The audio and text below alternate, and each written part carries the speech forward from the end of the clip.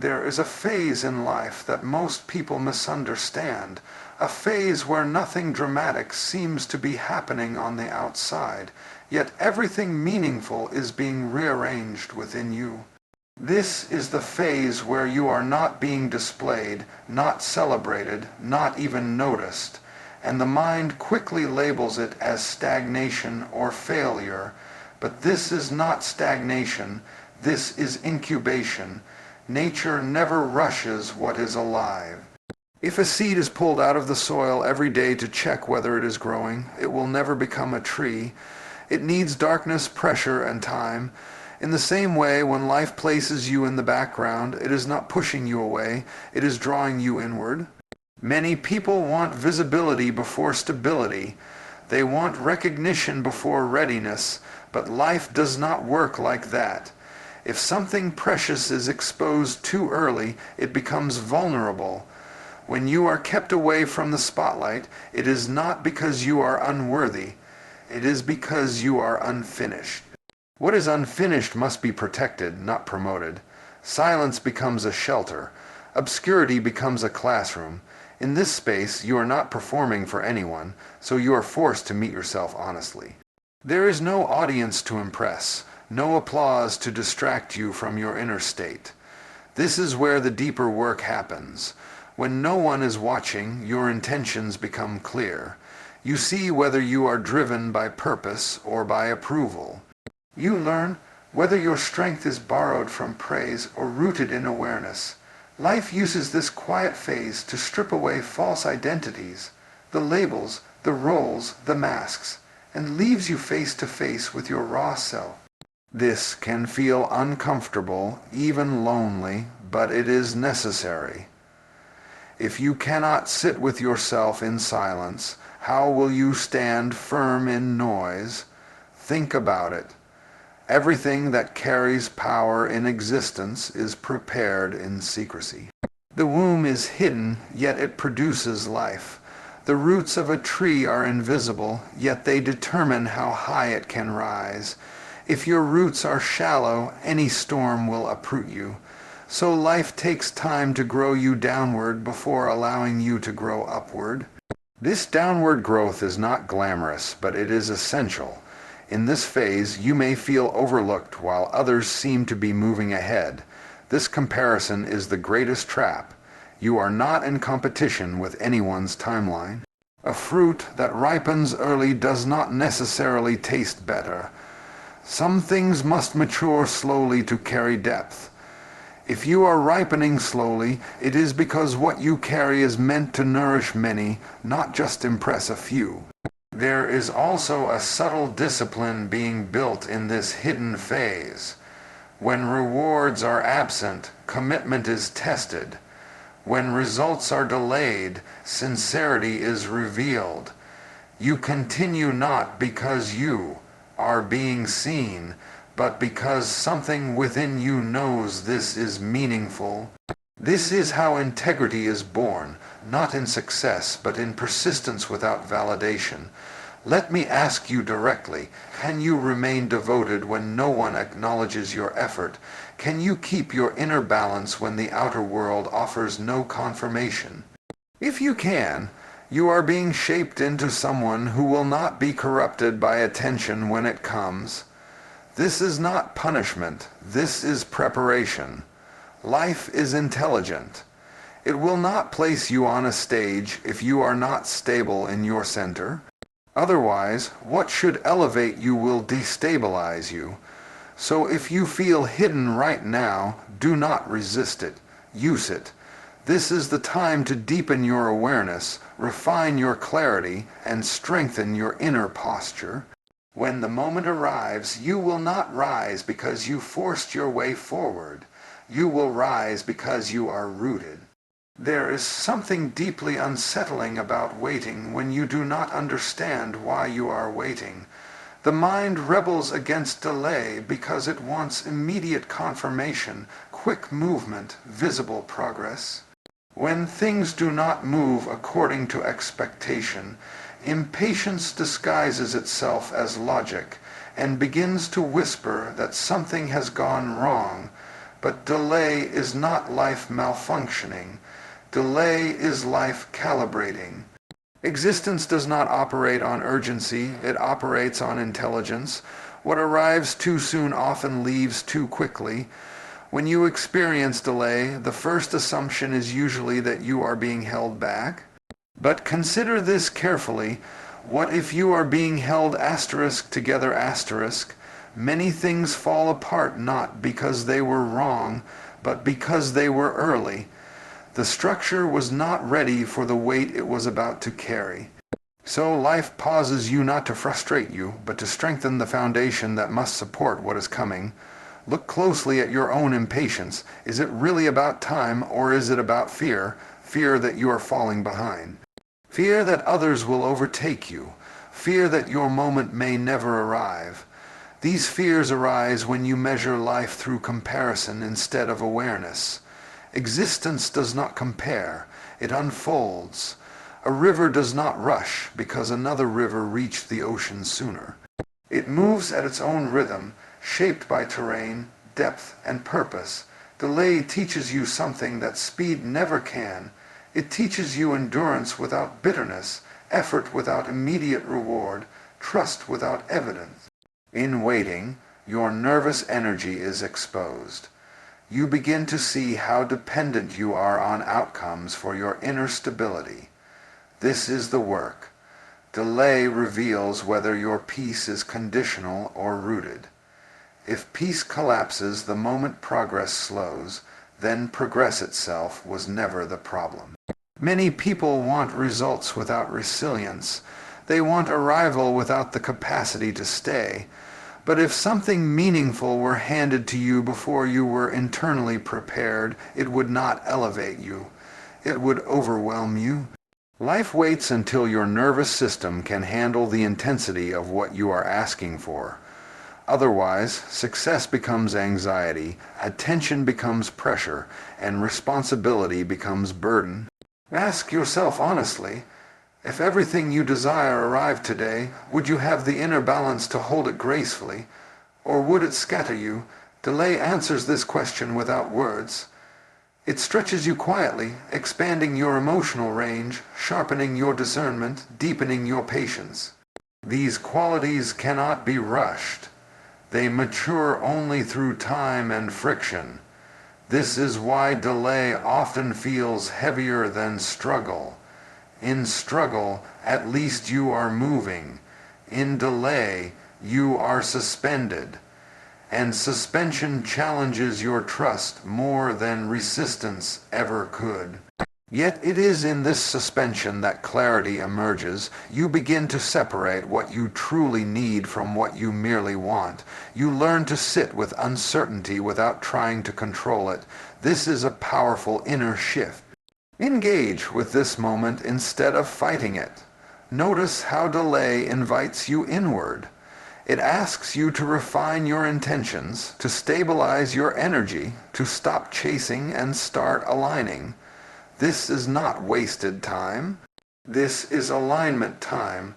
When alignment is complete, movement becomes effortless. Let me ask you something. Are you listening to what this pause is teaching you? Or are you only complaining about how long it is lasting? Are you becoming more conscious or merely more restless? Stay with these questions. Do not answer them quickly when the delay lifts, and it always does. You will notice something remarkable. You will move faster than you imagined, but without panic. You will act decisively, but without desperation. Because the waiting did not weaken you, it refined you. There comes a moment in life when things begin to fall away without your permission. People you trusted drift out of your life. Opportunities you were certain about to solve suddenly. Plans you invested time, emotion, and identity into no longer make sense. And the mind immediately reacts by calling this loss, failure, or injustice. But life is not cruel in its intelligence. What leaves your life is often not taken away to hurt you, but to lighten you. Most human beings cling not because something is essential, but because it is familiar. Familiarity creates a false sense of safety. Even pain, when repeated long enough, begins to feel like home. So when life starts removing what you are attached to, it feels violent. The ego resists. The emotions protest. But look closely. Nothing meaningful is growing uncontrollably in nature. Everything that bears fruit is trimmed with precision. Excess is removed so essence can thrive. You may not like what is being taken from you right now, but ask yourself honestly, was it nourishing you or merely occupying space?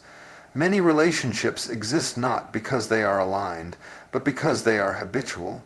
Many roles persist not because they are fulfilling, but because they are convenient. Life does not negotiate with convenience. It moves toward coherence. This is where confusion arises.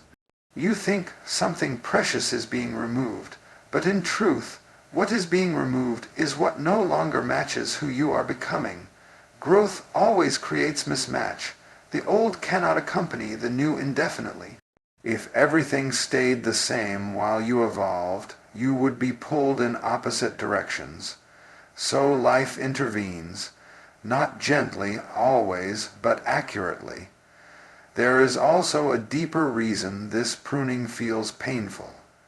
It exposes how much of your identity was tied to what is now gone. When something leaves and you feel hollow, it is not because it was vital, but because you outsourced your sense of self to it. This is not a mistake. This is a lesson. Life is teaching you not to anchor your inner stability to outer arrangements. Pay attention to this phase instead of numbing yourself through distraction. What is being removed is showing you where you were dependent instead of grounded, where you were attached instead of aware, where you were seeking validation instead of truth. This awareness is uncomfortable, but it is liberating. You might be tempted to recreate what was lost immediately to fill the gap quickly. Resist this urge. Emptiness is not a problem to be solved. It is a space for something deeper to emerge.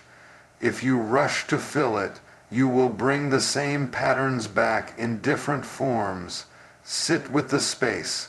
Let it clarify you. Let me ask you something directly. What if what you are calling loss is actually precision? What if life is saying, this no longer belongs in the architecture of who you are becoming? If you trust this intelligence, you will stop begging for what left and start preparing for what fits. This pruning also builds humility. When things are stripped away, you realize how little you actually control. This is not disempowering. It is grounding. When arrogance dissolves, receptivity appears. And receptivity is the doorway to real growth. Engage with this moment consciously. Instead of asking, why is this happening to me? Ask, what is this freeing me from? Instead of replaying what was, observe what is now possible because it is gone. Notice the lightness, notice the clarity, notice the quiet strength forming underneath the discomfort. One day you will look back and see that what left created room for deeper relationships, room for truer expression. Room for a life that is not cluttered with compromise. You will realize that if everything you wanted had stayed, you would never have discovered what you truly needed. There is a kind of silence that feels uncomfortable because it removes all the usual reference points. No clear instructions, no reassuring signs, no external confirmation that you are on the right path. The mind interprets this silence as absence, as if life has stepped away, but silence is not empty. Silence is precise. It strips away unnecessary noise so that something more subtle can be heard. When life becomes quiet around you, it is not withdrawing. It is inviting you to listen more deeply. Most people are addicted to sound, not just external noise, but constant mental chatter. Opinions, expectations, advice, judgments. These voices create the illusion of movement, even when there is none. Silence interrupts this addiction. It removes the crutches you leaned on unconsciously, and when those supports disappear, you feel exposed. This exposure is not weakness, it is honesty. For the first time, you are alone with your own awareness. In this quiet space, strength is built differently, not through resistance, not through effort, but through clarity. When there is nothing to distract you, you begin to see patterns that were invisible before. You notice how often your reactions were conditioned, how much of your behavior was driven by fear or approval. Silence does not judge you for this, it simply reveals. This is why silence feels demanding. It asks you to be present without entertainment, without validation, without direction from outside. Many people try to escape this phase quickly. They fill the silence with activity, noise, endless consumption. But doing so delays the very growth they are seeking. Strength that lasts is not built through constant stimulation. It is built through stillness that sharpens perception. Observe how nature uses silence. Mountains do not announce their strength. Oceans do not explain their depth. Their power is quiet, unquestionable. In the same way, when you are allowed to sit in silence, your strength begins to settle. You become less reactive, less desperate for answers, more comfortable with not knowing. This comfort with uncertainty is a sign of inner maturity. Silence also teaches discernment. When everything is loud, you react impulsively. When things are quiet, you respond consciously. You begin to differentiate between intuition and impulse, between fear and intelligence. This is not a dramatic transformation. It is subtle, almost unnoticed. But over time, it changes the quality of your decisions. Let me ask you something. When was the last time you allowed silence to complete its work in you without rushing to fill it? Can you stay with the discomfort long enough to understand it? If you can, you will notice that silence does not weaken you. It stabilizes you. In this phase, you may feel less expressive, less motivated, less outwardly enthusiastic. Do not misinterpret this as decline. This is consolidation. Your energy is no longer scattered, it is gathering. Like a bow being pulled back before the arrow is released, there is tension, yes, but it is purposeful. Silence also removes false confidence and replaces it with grounded assurance. Confidence built on applause collapses in solitude. Assurance built in silence remains steady anywhere. This is the kind of strength that does not need to prove itself. It simply is. Engage with this silence consciously. Instead of asking it to give you answers, let it refine your questions. Instead of demanding direction, allow it to deepen your awareness. Notice how your breathing changes, how your thoughts slow down, how your reactions soften. This is strength forming at a level deeper than words. When movement returns, and it will, you will act from a place of stability rather than urgency. You will speak with clarity rather than noise. You will move with intention rather than restlessness. Others may not understand where this strength came from because it was built where no one was watching. Before anything meaningful changes on the outside, something subtle yet profound must shift on the inside.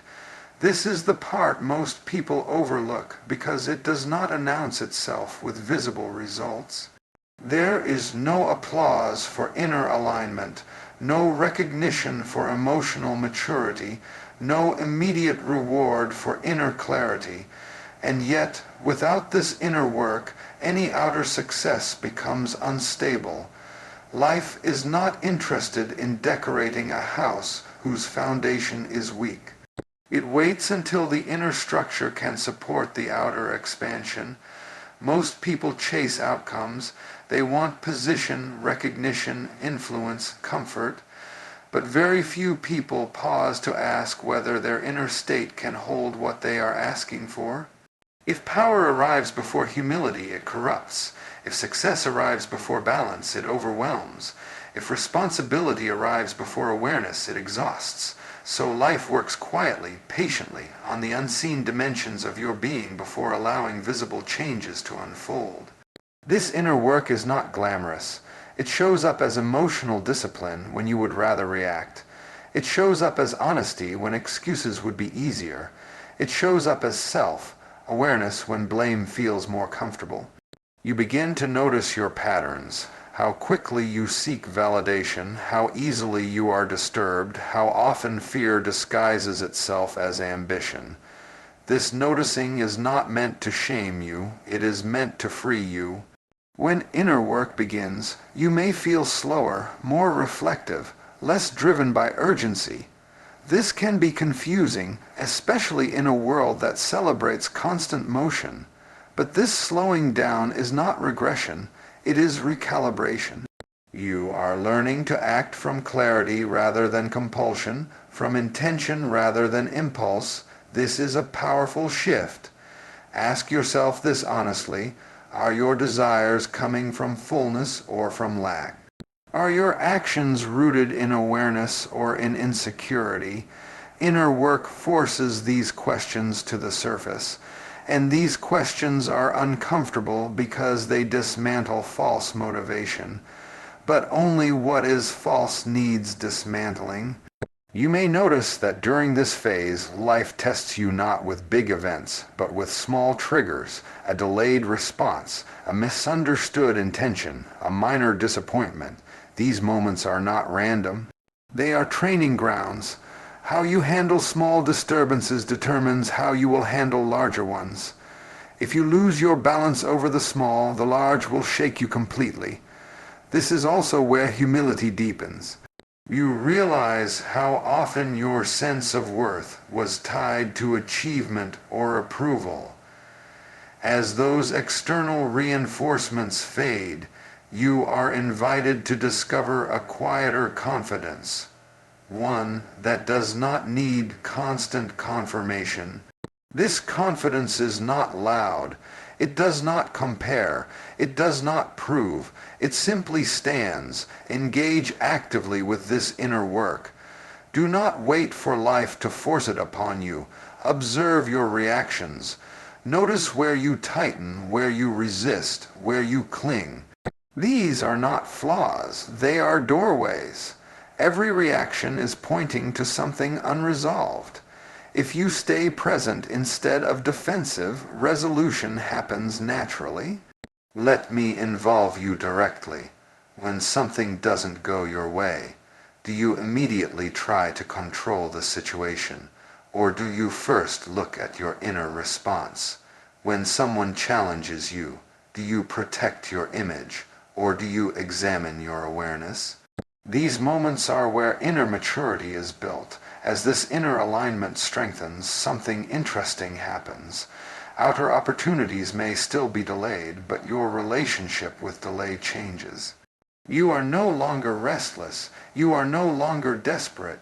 You are available, but not anxious. This availability is powerful. Life responds to it. Outer success without inner grounding creates noise. Outer success with inner stability creates impact. This is why life is careful.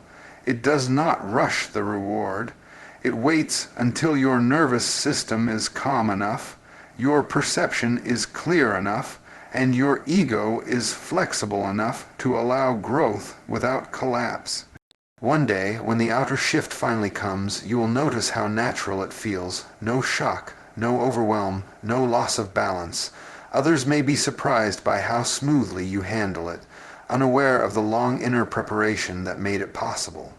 So stay with this inner work. Do not dismiss it because no one sees it. What is being shaped within you now is what will sustain everything you receive later. Because when the outside finally changes, you will be ready to receive it without losing yourself.